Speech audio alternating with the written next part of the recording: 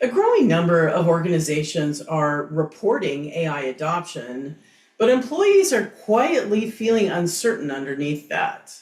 And that gap is becoming harder to ignore. On paper, on the earnings call, everything looks like momentum. All licenses are being purchased. Teams are, they're Hmm. attending workshops. Executives are talking about transformation, and people are experimenting with tools. But underneath a lot of that activity, most people still don't feel grounded.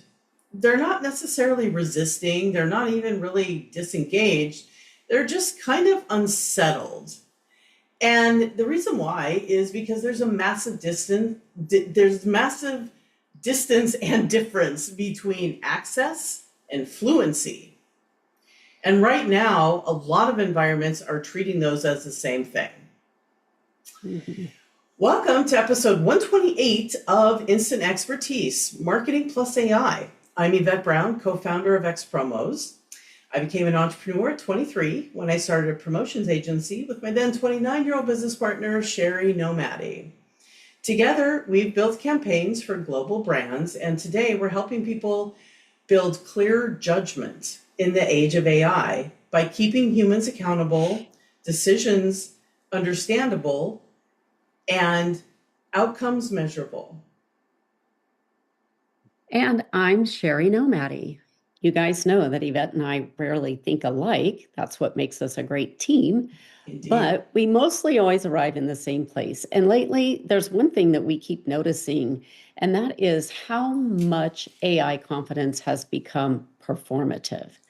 Not intentionally dishonest, but socially performative. So people feel pressure to sound informed, and organizations feel pressure to appear advanced with AI. Leaders feel pressure to communicate the momentum. So everyone starts speaking the language of AI fluency before they actually feel fluent.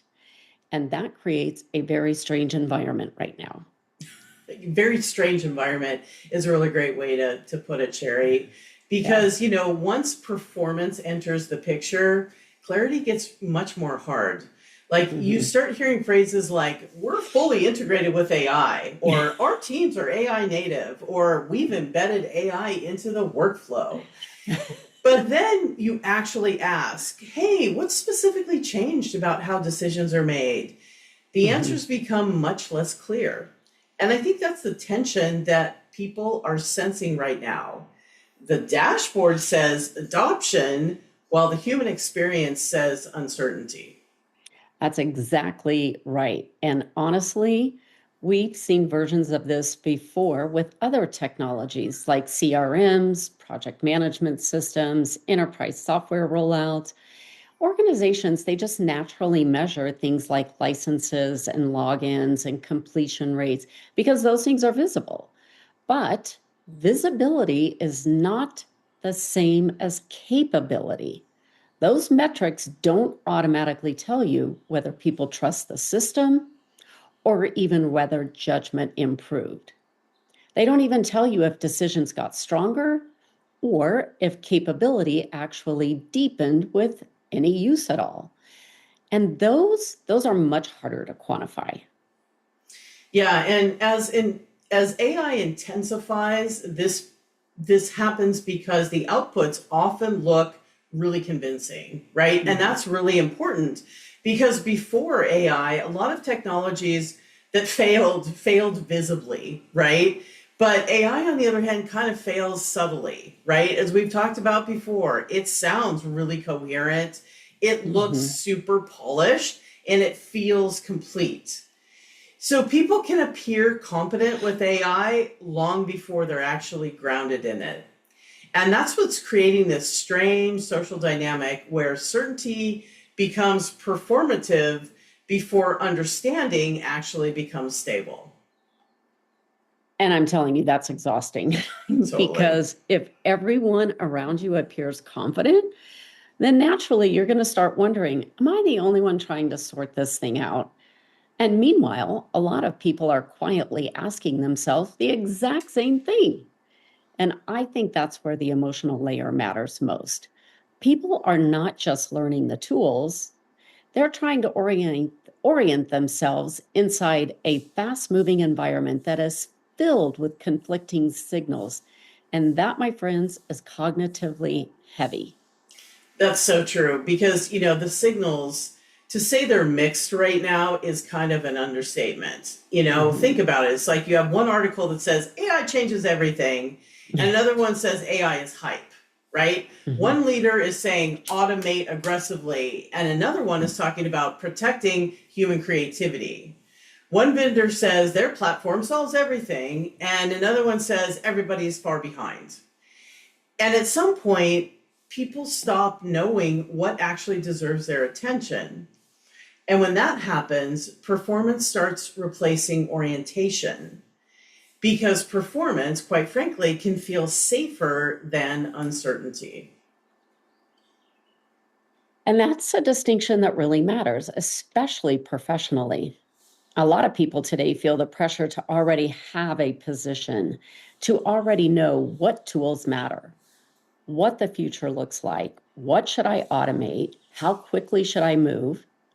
But many environments are still genuinely ambiguous, which means certainty often gets rewarded socially before understanding has fully developed. Now, this is really important. Let me say that again. Certainty is getting rewarded socially before understanding has fully developed.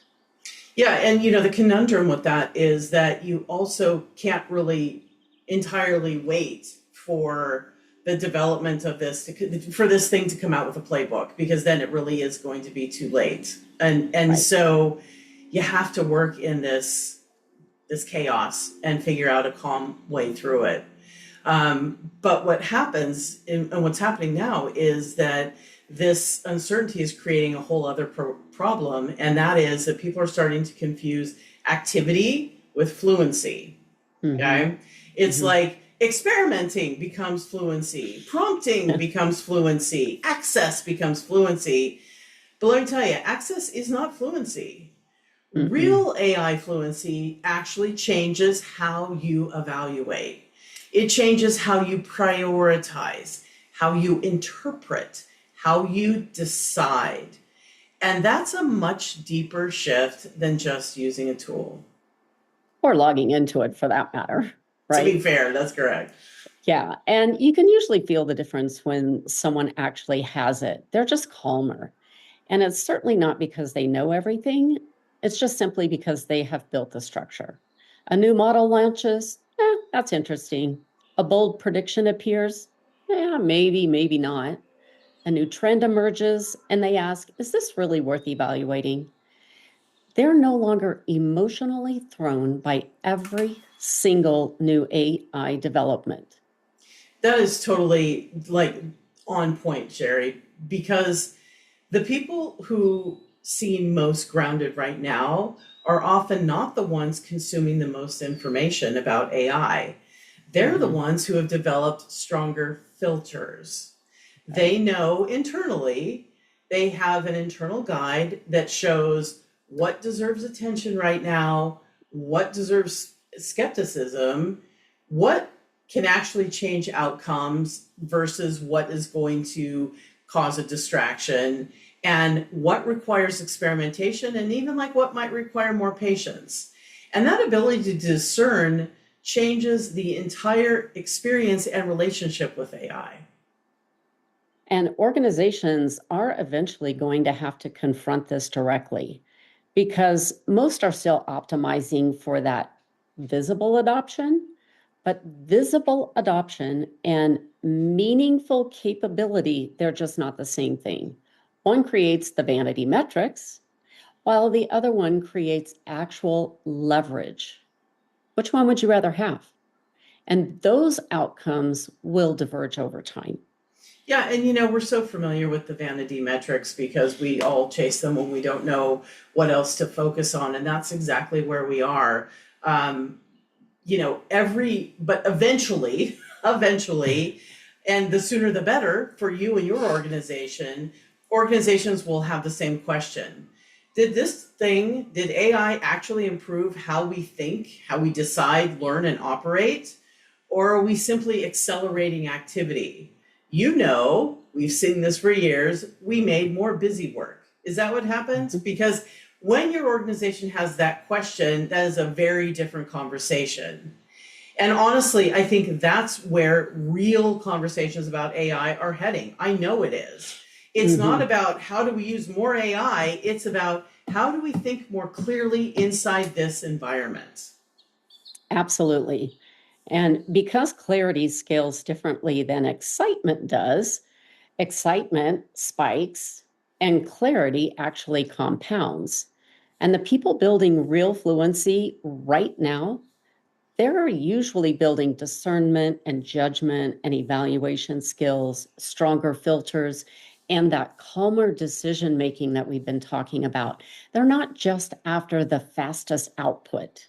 That's well said, Sherry. And, honestly, I think that's why this conversation matters so much right now.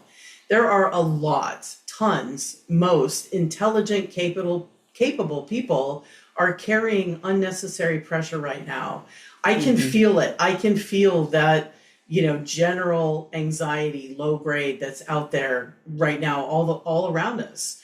And that's because everybody's surrounded by these environments where performance often appears more stable than understanding. And those are not the same thing.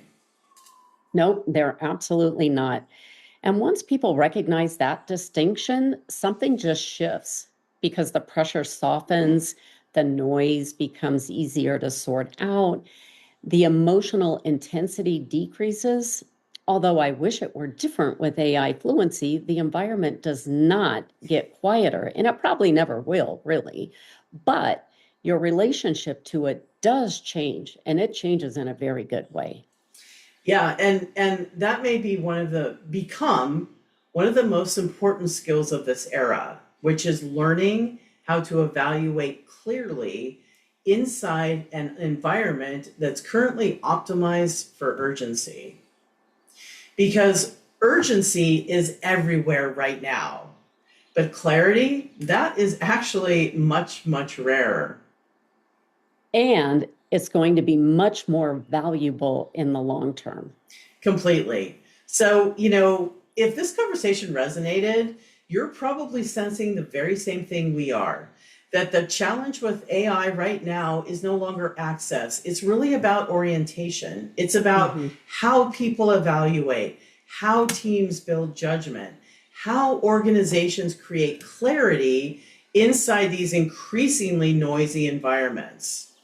We've actually been thinking deeply about this across our work, across the conversations we have every day, and the research behind a larger project that we've been kind of quietly building, calmly, quietly. And honestly, we think this gap is only becoming more important. So if you're seeing these dynamics inside your organization too, we'd love to hear from you and what you're noticing. Always feel free to reach out to us. And over the next few weeks, meanwhile, we will be sharing more. So thanks for listening today, and we will continue conversations. And if you have an idea for a podcast, let us know.